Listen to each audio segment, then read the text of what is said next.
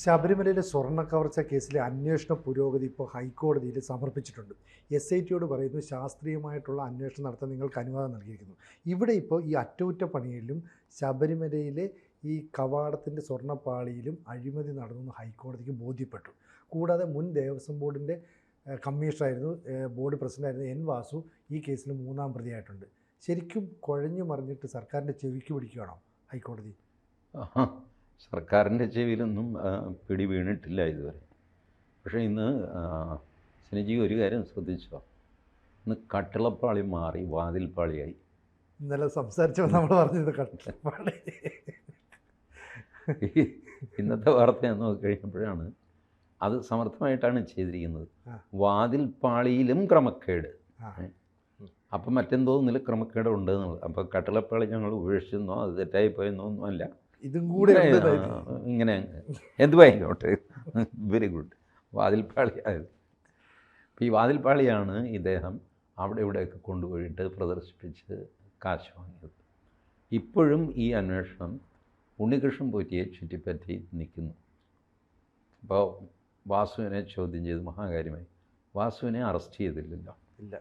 നിങ്ങൾ അറസ്റ്റ് ചെയ്ത് കോടതിയിൽ ഹാജരാക്കി കസ്റ്റഡിയിൽ വാങ്ങി ചോദ്യം ചെയ്യുമ്പോഴാണ് അത് ചോദ്യം ചെയ്യലാവുന്നത്.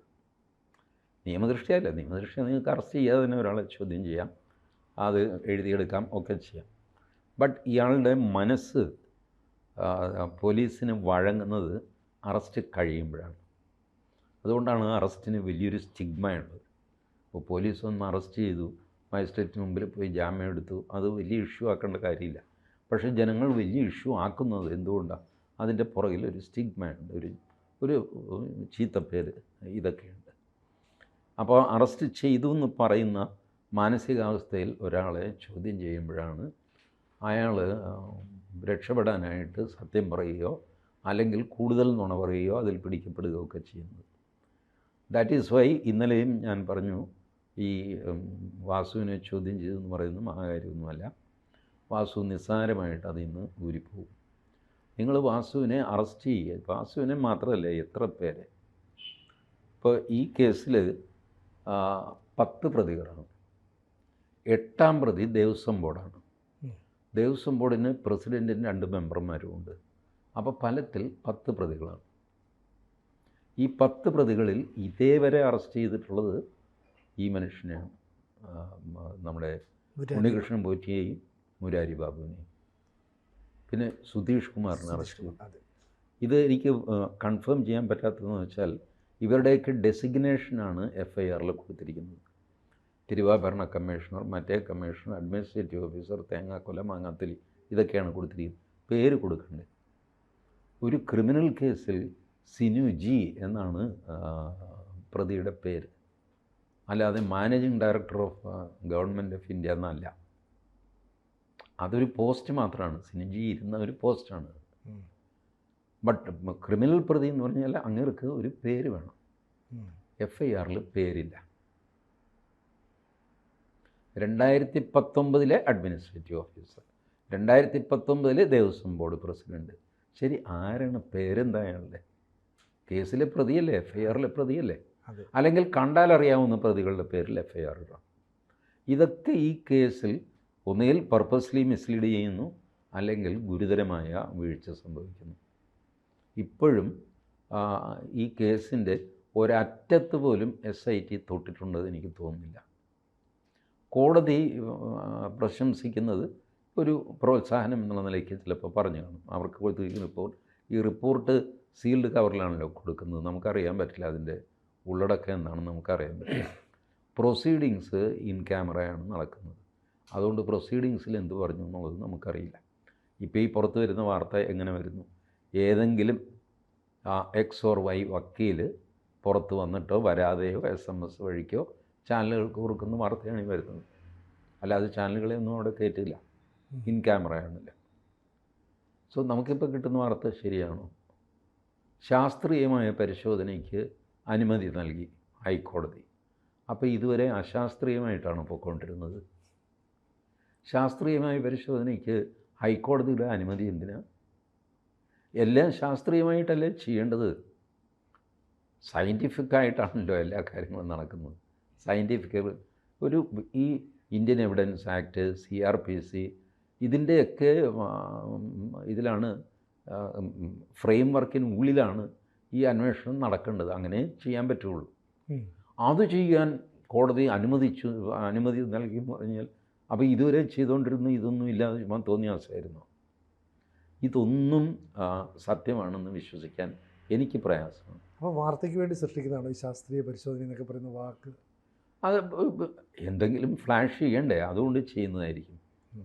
അല്ലാതെ ശാസ്ത്രീയ പരിശോധന അല്ലാതെ അശാസ്ത്രീയമായൊരു പരിശോധനയും ഇല്ല. പോലീസിനത് നടത്താൻ പറ്റില്ല. ശാസ്ത്രീയമായ പരിശോധനയാണ് എല്ലാം. അതിന് ഹൈക്കോടതിയുടെ അനുമതി ആവശ്യമില്ല. അന്വേഷിക്കാൻ പറഞ്ഞു കഴിഞ്ഞാൽ തന്നെ ശാസ്ത്രീയമായിട്ട് അന്വേഷിക്കാനാണ് പറയുന്നത്.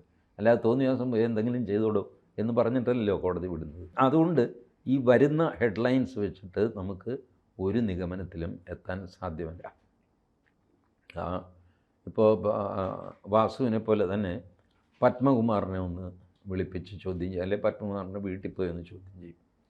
ഉടനെ എല്ലാവരും കൂടെ ബഹളം വെച്ച് ദാ പിടിച്ചു പത്മകുമാറിനെ. എവിടെ പിടിക്കാൻ? വാസുവിനെ 3-ാം പ്രതിയാക്കി എന്ന് പറയും. 3-ാം പ്രതി ഓൾറെഡി FIRലെ 3-ാം പ്രതി വേറെയാണ്. ഇപ്പോൾ വാസുവിനെ ഏത് കേസിൽ ഏത് FIRൽ എവിടെ പ്രതിയാക്കി? എന്താ ഇതെല്ലാം രഹസ്യമായിട്ട് വയ്ക്കുന്നത്? ശബരിമല ഈ സ്വർണ്ണക്കേസിൽ 2 FIR ഉണ്ട്. അതിൽ ഒരു FIRൻ്റെ അനൗദ്യോഗിക കോപ്പിയെ ഞാൻ കണ്ടിട്ടുള്ളൂ. അത് ഞാനിവിടെ വായിച്ച് കേൾപ്പിച്ചതുമാണ്. See where is the FIR copy? FIRൽ ആരൊക്കെയുണ്ട്? 2 കേസുകൾ എന്തൊക്കെയാണ്? ഇത് കൃത്യമായിട്ട് അറിയണ്ടേ? ഞാൻ മനസ്സിലാക്കുന്നത്, ഒന്ന് ദ്വാരപാലകന്മാരെ പൊതിഞ്ഞ ചെമ്പ് പാളി ഒറിജിനലി സ്വർണം പൊതിഞ്ഞതായിരുന്നോ അല്ലയോ, അത് ഒരു കേസ്. വേറൊന്ന് ഈ വാതിൽപ്പാളി, ശ്രീകോവിലിൻ്റെ വാതിൽപ്പാളി, അത് ഊരിക്കൊണ്ടുപോയിട്ട് അതിൻ്റെ സ്വർണ്ണം ഇളകി പോവുകയോ തേഞ്ഞു പോവുകയോ ഒക്കെ ചെയ്തു എന്ന് പറഞ്ഞിട്ട് അത് റിപ്പയർ ചെയ്യാനായിട്ട് കൊണ്ടുപോകും. ഈ 2 പ്രശ്നങ്ങളാണ് FIRന് കാരണമായത് എന്ന് ഞാൻ ഊഹിക്കുന്നു. ഇപ്പോഴും അത് ഈ ന്യൂസ് പേപ്പറിലോ TV ഇതിലോ ഒന്നും വ്യക്തമല്ല. ഞാൻ TVയിൽ വേറൊരു കാര്യം ശ്രദ്ധിച്ചു. വക്കീലന്മാർ അപൂർവമേ ഞാൻ കണ്ടിട്ടുള്ളൂ. ഈ സ്വർണ്ണക്കേസ് ചർച്ച ചെയ്യുമ്പോൾ TVയിൽ വക്കീലന്മാരെ അപൂർവമായിട്ട് കണ്ടിട്ടുള്ളൂ. കാരണം ഒരു വക്കീൽ വന്നിട്ട് ഈ നടക്കുന്നതൊക്കെ ഹോക്സാണ്, ഇതിലൊന്നും വലിയ അർത്ഥമില്ല എന്ന് പറഞ്ഞു കഴിഞ്ഞാൽ വക്കീലിനെ ജനം തല്ലും. ജനത്തിനിപ്പോൾ വേണ്ടത് വാസു കുറ്റക്കാരനാണ്, പിണറായി വിജയനെ ഉടനെ അറസ്റ്റ് ചെയ്യണം, അത് ഇങ്ങനെയൊക്കെ പറഞ്ഞുകൊണ്ടിരിക്കുക. ചെയ്യുമൊന്നും വേണ്ട, പറഞ്ഞുകൊണ്ടിരുന്നു കഴിഞ്ഞാൽ നിങ്ങൾ കൊള്ളാവുന്നു. ഇതല്ല ഇങ്ങനെ പോയാൽ ഇവർ ഊരിപ്പോവും എന്ന് പറഞ്ഞു കഴിഞ്ഞാൽ നിങ്ങളെ ആൾക്കാർ തല്ലാൻ പറ്റും. ഈ അവസ്ഥ ഇത് പണ്ടുണ്ടായതാണ്. നമ്മളുടെ സൗമ്യ ഗോവിന്ദച്ചാമി കേസുണ്ടല്ലോ, ആ കേസ് ശരിയായ രീതിയിലല്ല പോകുന്നത്, ഗോവിന്ദച്ചാമി തൂക്കുകയറി ഇന്ന് രക്ഷപ്പെടും എന്ന് പറഞ്ഞ വക്കീലന്മാരുണ്ടായിരുന്നു. അവരെ ഒന്നും നാട്ടുകാർ തല്ലിയില്ലെന്നേ ഉള്ളൂ.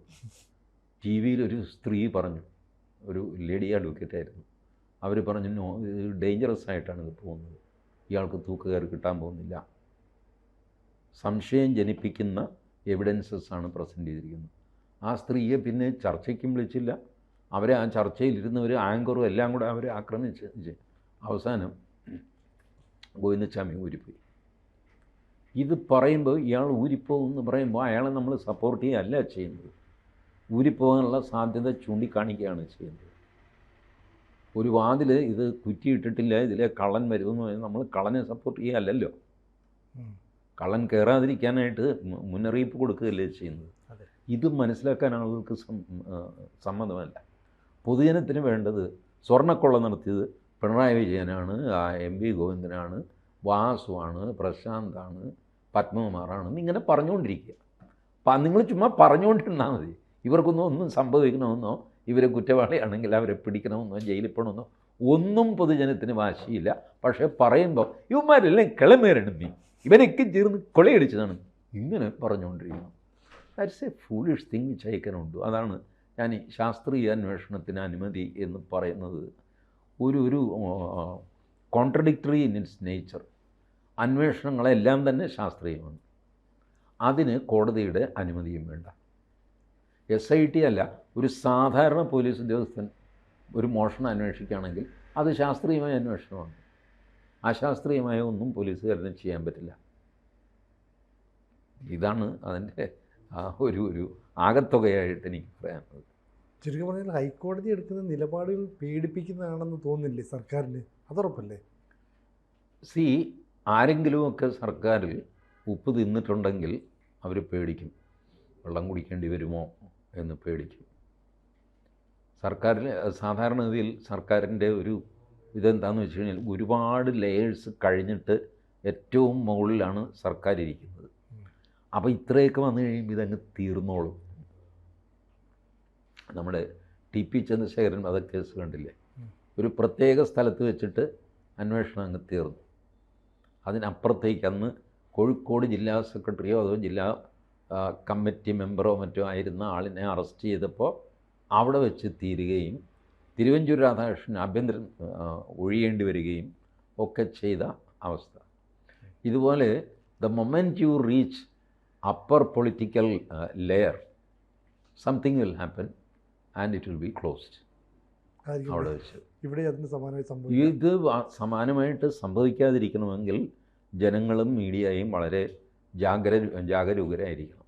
അതുകൊണ്ടാണ് ഞാൻ ജസ്റ്റിസ് ഡോക്ടർ രാജാ വിജയരാഘവനോട് ആവശ്യപ്പെടുന്നത്, സാർ ഇത് ഇൻ ക്യാമറ പ്രൊസീഡിങ്സ് ആക്കരുത്, ഇത് പൊതുജനങ്ങൾ അറിയട്ടെ.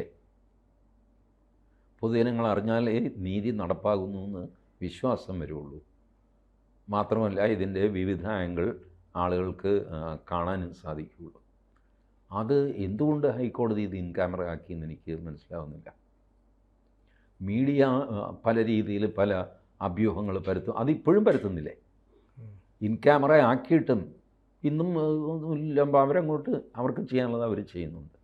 അപ്പോൾ മാധ്യമങ്ങളെ സംശയിച്ചിട്ടോ ഭയന്നിട്ടോ അവരുടെ വായടപ്പിക്കാനായിട്ടോ ഒക്കെ കോടതി ഇൻ ക്യാമറ പ്രൊസീഡിങ്സ് ആക്കുന്നത് ശരിയല്ല.